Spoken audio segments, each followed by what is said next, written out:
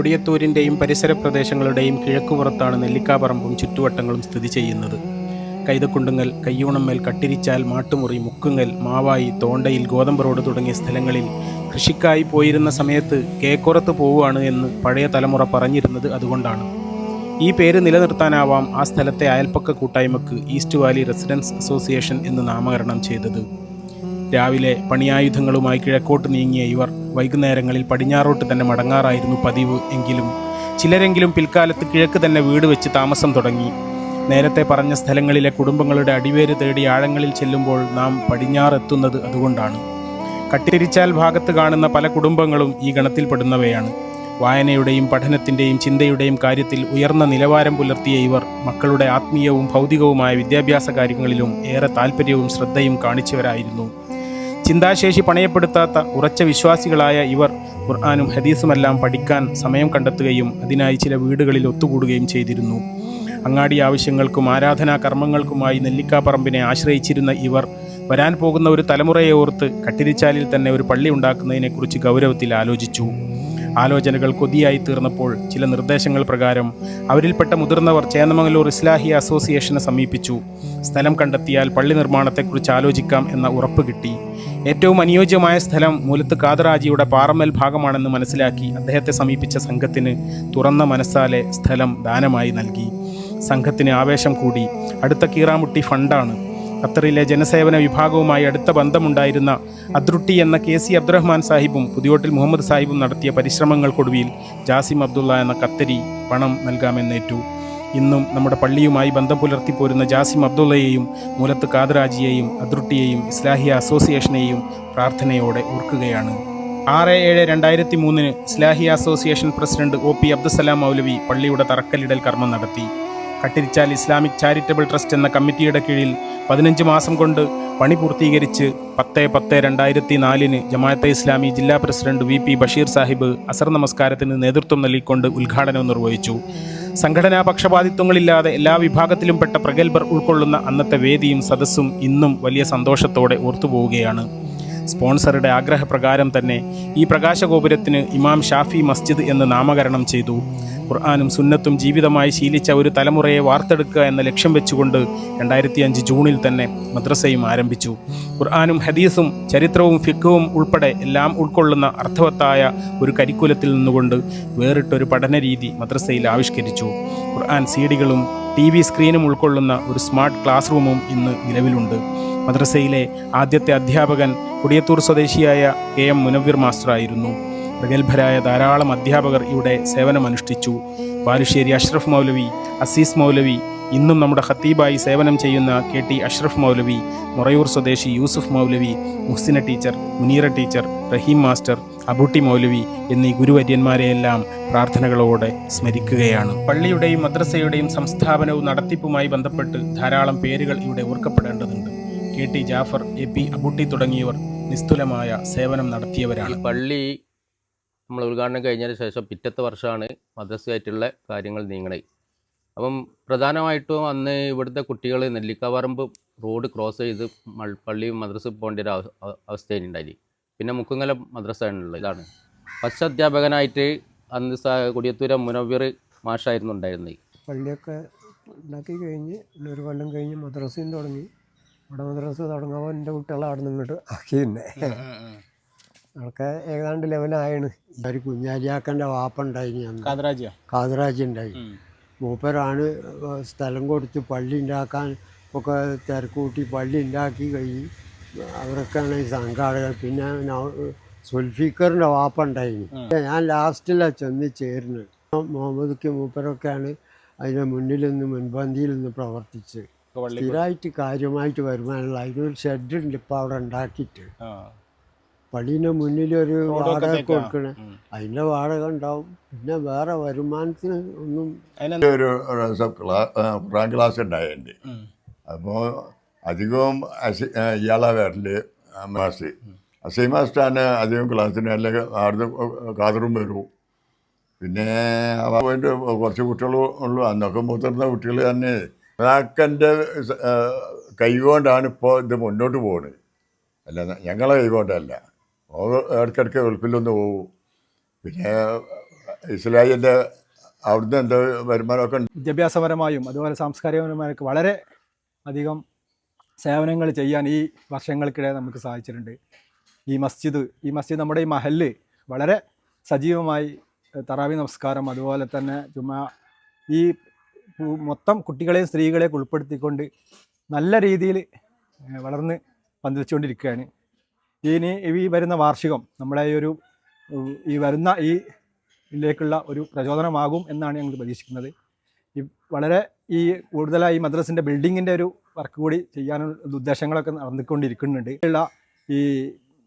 നമ്മളെ വിത്ർ സക്കാത്ത്, ഉദിയത്ത് എന്നുള്ള സംഗതികളൊക്കെ വളരെ വിപുലമായി സംയുക്തമായി നടന്നുകൊണ്ട് വളരെ മാതൃകാപരമായ ഒരു മഹലായിട്ട് നമ്മൾ ഇപ്പം നടന്നുകൊണ്ടിരിക്കുന്നുണ്ട്. പരീക്ഷകളിലും അതുപോലെ പൊതുപരീക്ഷകളൊക്കെ വളരെ ഉയർന്ന വിജയമാണ് നമുക്ക് കിട്ടാറുള്ളത്.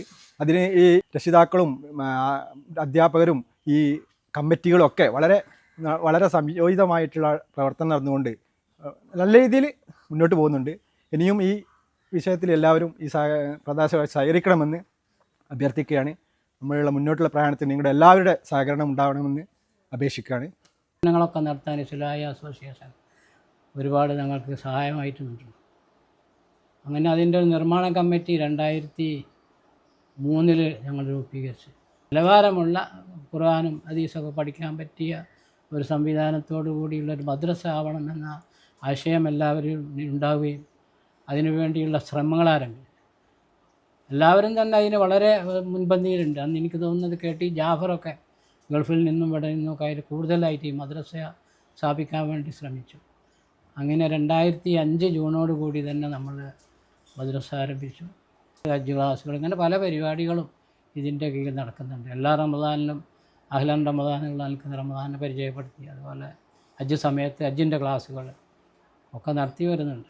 മുന്നോട്ട് പോയിക്കോളൂ എന്ന് പറഞ്ഞു. അത് പ്രധാനമായിട്ട് AR തന്നെയാണ്, അബ്ദുറഹ്മാൻ സാഹിബ്. അദ്ദേഹത്തിൻ്റെ വലിയ സപ്പോർട്ട് ആ വിഷയത്തിൽ ഉണ്ടായിട്ടുണ്ട്.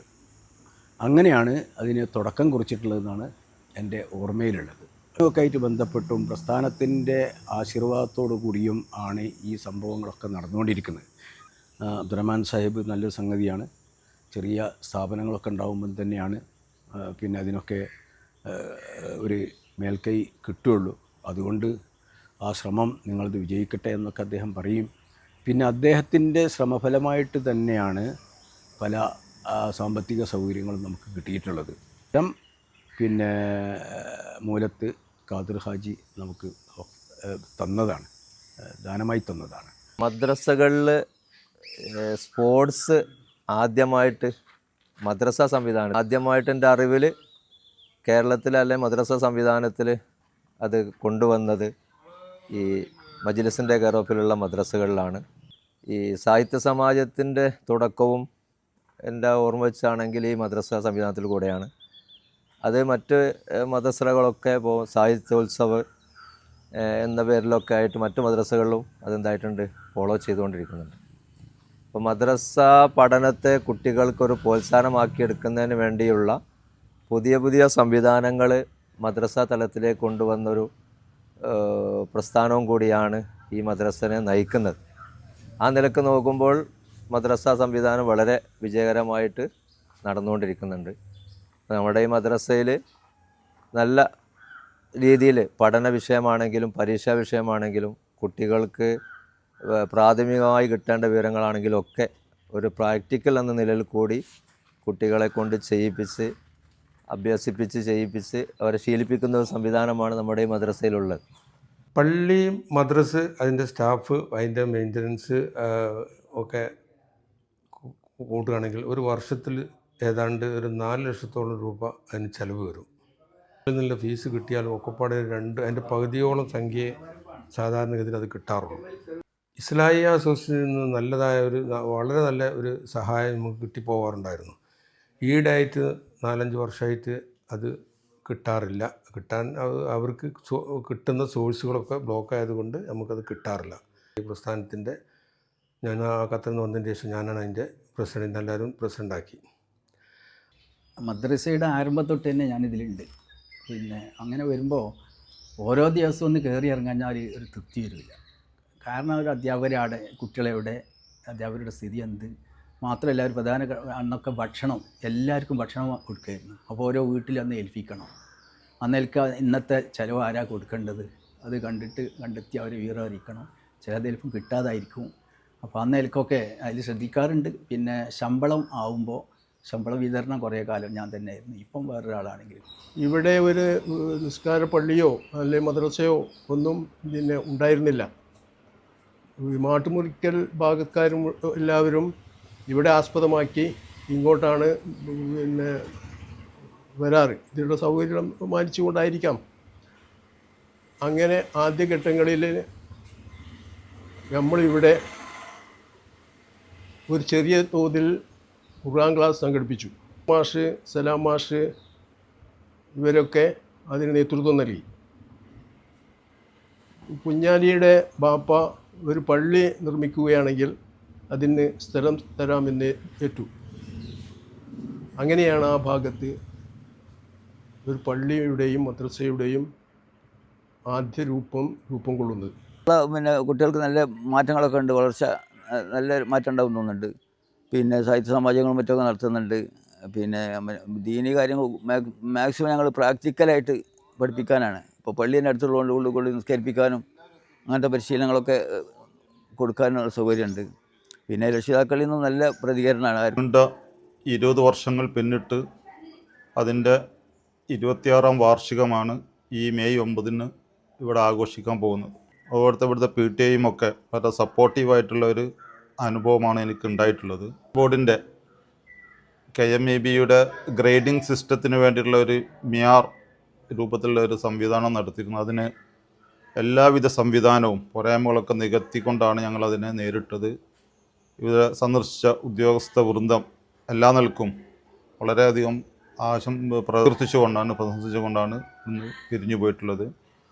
അപ്പോൾ മാനേജ്മെൻറ്റ് അതിൻ്റെ ഒരു സപ്പോർട്ടോടുകൂടി തന്നെ നമുക്ക് ഇവിടെ മജ്ലിസിൻ്റെ വാർഷിക പരീക്ഷയാണെങ്കിലും ഹിക്മ പരീക്ഷയാണെങ്കിലും മറ്റ് ടാലൻറ്റ് ഓറിയൻറ്റഡ് എക്സാമുകളൊക്കെ നല്ല ഉന്നതമായ വിജയത്തോടു കൂടി നമുക്ക് ഇവിടെ നിലനിർത്താൻ സാധിച്ചിട്ടുണ്ട്.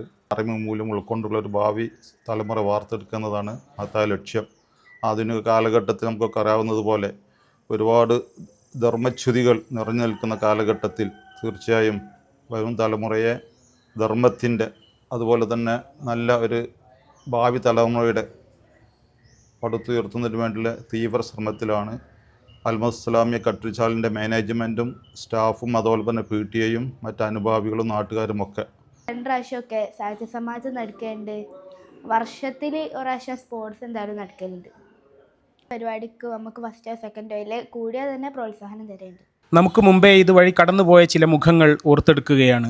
PT ബീരാൻകുട്ടി, ആലിക്കോയ, റസാഖ് മാസ്റ്റർ, പൊയിൽക്കര മുഹമ്മദ്, കുഞ്ഞഹമ്മദ് സാഹിബ്, റഫീഖ് സാഹിബ്, ചേക്ക് മുഹമ്മദ് കാക്ക, ഇസ്മാലുട്ടി കാക്ക, AP ചേക്കുട്ടി ഹാജി, AP അഷ്റഫ്, ഖാദർ ഹാജി, കോയാമു കാക്ക, മാൻട്ടി കാക്ക, KT ബീരാൻ കാക്ക, KC കോയാമു ഹാജി, കൊടപ്പന ഉണ്ണിമോയി, പുതിയോട്ടിൽ മുഹമ്മദ് കുഞ്ഞി, പൊയിൽക്കര സെയ്ദ്.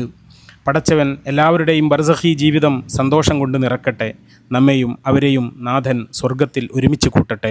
പുതിയോട്ടിൽ മുഹമ്മദ് പ്രസിഡൻ്റായും മൂലത്ത് കുഞ്ഞാലി സെക്രട്ടറിയായും KT മജീദ് മാസ്റ്റർ ഫിനാൻസ് സെക്രട്ടറിയായും MA Salam master, P Sathar master, P Abdul Khader, PVC Ahmed, KT Musthafa, M Abdulla എന്നിവർ മെമ്പർമാരുമായ ഒരു സമിതിയാണ് ഇന്ന് ഈ സംവിധാനങ്ങളുടെ നടത്തിപ്പും മേൽനോട്ടവും നിർവഹിക്കുന്നത്.